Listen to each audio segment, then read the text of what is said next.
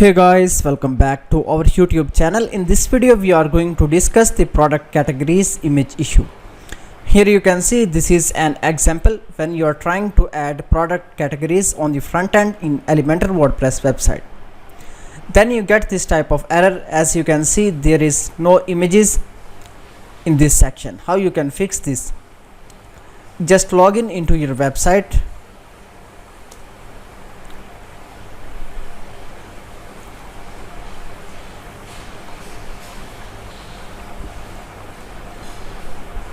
After that, here you can see in the products, just go to product categories. Now here you can see these are all the product categories that are available. Just you can edit, and after that add images. So let's add for this category. Just click here on the image. After that we can select one of the image from media library.